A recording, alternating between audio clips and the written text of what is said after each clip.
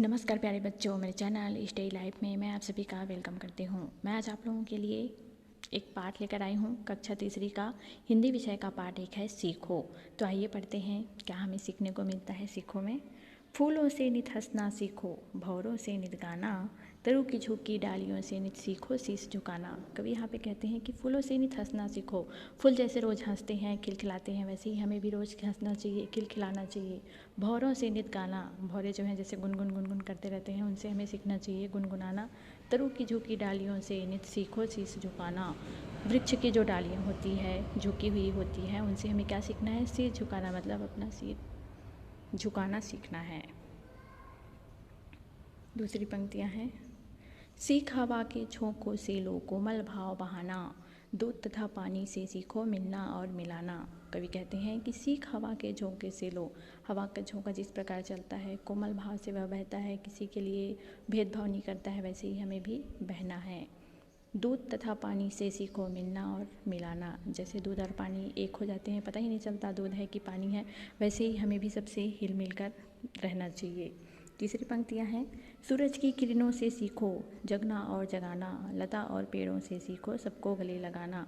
सूरज की किरणें जो हमें जगाती है, सुबह होती ही जैसे सुबह जो है निकल जाता है, वैसे ही हमें भी जगना है और दूसरों को भी जगाना है।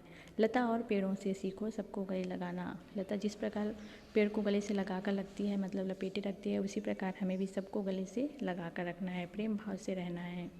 मछली से सीखो स्वदेश के लिए तड़प कर मरना, पतझड़ के पेड़ों से सीखो दुख में धीरज धरना।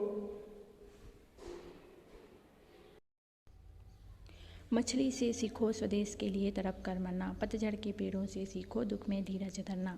मछली से हमें सीखना है कि स्वदेश के लिए तड़प कर, मतलब अपने देश के लिए मछली जहाँ रहती है उस पानी को छोड़कर वो कहीं नहीं जाती, भले वो तड़प तड़प कर मर जाए, तो हमें भी उसी प्रकार उनसे सीखना है।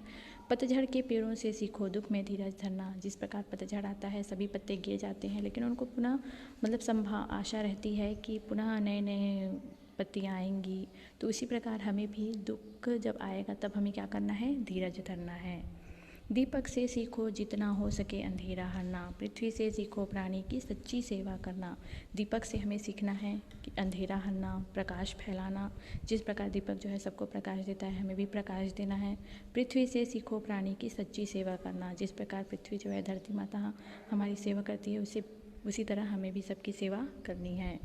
जलधारा से सीखो आगे जीवन पथ में बढ़ना, और धुएं से सीखो हरदम ऊंचे ही पर चढ़ना। जलधारा से सीखना है, जिस प्रकार जलधारा बहती रहती है, लहरें ऊंची नीची करते करते बहते ही रहती है, उसी प्रकार हमें भी जीवन पथ में बढ़ना है। और धुएं से सीखना है हरदम ऊंचे पर चढ़ना। धुआं हमेशा ऊपर ही चढ़ता है, नीचे आता है क्या? नहीं आता। उसी प्रकार हमें भी अपने जीवन में आगे बढ़ना है। कमेंट सेक्शन में बताइएगा यह पाठ आपको कैसा लगा। धन्यवाद।